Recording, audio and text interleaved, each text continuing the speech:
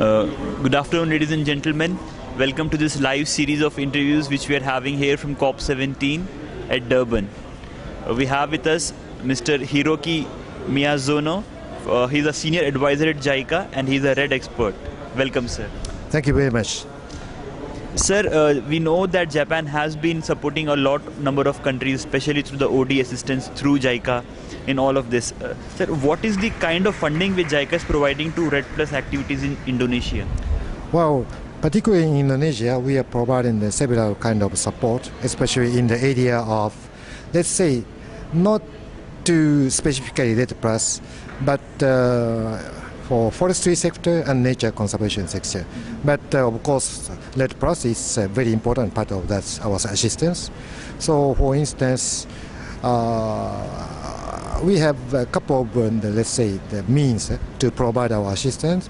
For instance, grant aid, technical cooperation project. We also have a loan system. But currently in Indonesia, so we are now running, let's say, more than 5 or 6, maybe 7 or 8 field projects, which are very much relevant to the forest conservation as well as REDD Plus. In addition to that, we are also providing some the grant aid, and also we are also having some loan program, which also covers the forestry, including the REDD Plus. These are the support we are providing currently to Indonesia. Sir, there's also some satellite that Japan has been using for monitoring of forests. Can you tell us a bit about the satellite system which Japan is using? Yes. In fact, we used to have, the reason I used to have was this project was terminated a couple of months ago. But that project was very much focusing on the forest monitoring by utilizing the Japanese satellite, so-called ALOS, Advanced Land Observation Satellite. This satellite has a very unique feature, which has 3 radars, 2 of them are optical sensor, and 1 of them the radar. The big advantage of this radar is it can penetrate the cloud cover. It means it can capture the ground 24 hours and even cloudy day. It means it's a big advantage, especially for the forest monitoring. As you may know, most of the tropic countries, they're heavily covered by cloud. Yes. In that case, it's very difficult to use the optical center to monitor the forest. That's why the main purpose of the project was to test how this radar system can be fully utilized in the forest monitoring in Indonesia. But unfortunately, this project was terminated 2 months ago, and even before, this satellite stopped its service due to some problem. But our Japanese government is now planning to launch new one, I think in 2013. But if this satellite launched successfully, we may be able to provide, or we may be able to renew our project. So then this satellite can be used for other countries as well? Of course, any country can utilize. For instance, Indonesia is not only the country where we are working in the area of forest monitoring. We are also working in Brazil and also some other country in Africa. And then others, within that project framework, we are also using this Japanese satellite.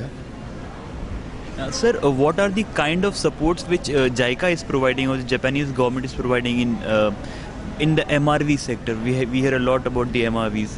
What sort of support? Yep. Japan? Well, in fact, MRV is very broad. But here, let me talk about the MRV for REDD Plus on forestry. Regarding the MRV in Indonesia, one of the support we provided was the satellite, let's say, the remote sensing technology, what I just explained to you.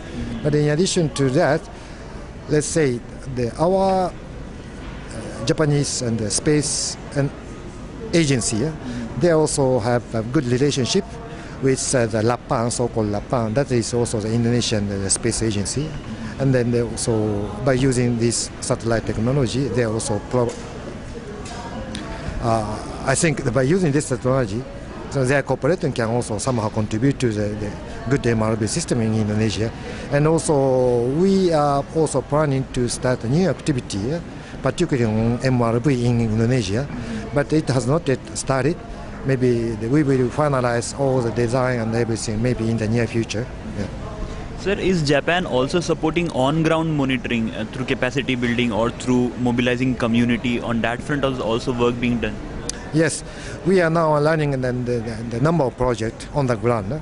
For instance, one of the examples is, as you may know, the forest fire is one of the serious causes or the driver of deforestation. Well, in the past, we utilized the remote sensing to establish the early forest fire detection system. In fact, this project was terminated, but now we are now moving into the new phase. We are now doing the new activity, which involves more people in the community, in order for them to be fully aware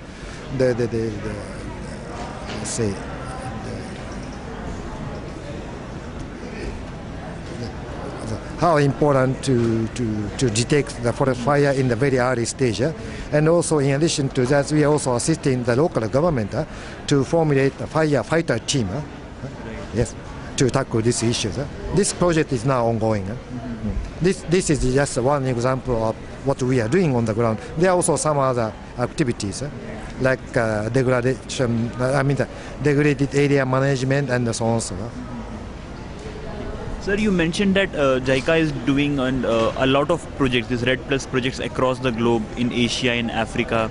Sir, how do you compare these two regions broadly? If you take Asia and Africa, where do you think is it better or is easier to implement the REDD Plus kind of project? Well, it's a very difficult question. Maybe it depends on the situation, but in general, JICA has been working in Asia for a long time.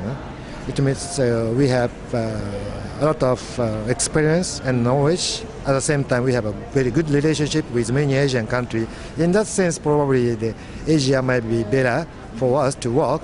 But of course, Africa is very important, and the deforestation is a very serious problem there. Now, we're in the process to accelerate our effort or our cooperation in Africa. Sir, then there is a lot of moves now being made by the private sector, and the private sector is really interested to see the opportunities of investing in the REDD Plus sector. So what are the kind of risks which you might want to highlight? So what should the private sector look out for before investing into a REDD Plus project? Wow, it's also very, very tough question. Although I'm not a private sector, but probably, of course, there may be a risk. But at the same time, there's a lot of opportunity. It's a matter of balance. Because the reason I'm saying so is we don't know what will happen after first commitment period of Kyoto Protocol.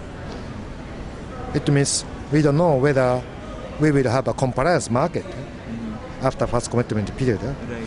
Without compliance market, probably the private company or private sectors might not be so, let's say, the positive to go into this business because of risk. Because even if they generate a credit, if there is no buyer, if there is no demand, it's difficult for them to run a business there. But again, business is a business. If you just wait and see, somebody may go faster. Right. And there might be some opportunity there. That's why even now some private sectors are trying to do some business in this area. But probably, as you said, the biggest risk is this COP negotiation process. Yeah. So sir, like if a private sector firm has to invest some money, which region or which part of the globe would you suggest is a good option for a private sector to start exploring in? Well, you mean in REDD Plus? Well, it's also very difficult because the reason why private sector invest in this sector is, of course, there might be a couple of reasons. Maybe the first one is carbon credit, but at the same time, there might be some private company who wants to invest in this area, not only for carbon. Maybe, let's say, the Finance South Africa one, let's say, the purpose. But maybe if they want to invest initially for the carbon, I think probably some of the big countries in Asia like Indonesia and Vietnam might be in a better position because although the international society have not yet come up with a final conclusion of the post-Kyoto, but even so, these countries, not only these two countries, but some Asian countries, they are already in the get started. They have also started some new project. There's some demonstration project on the ground, and even now some private companies are investing there.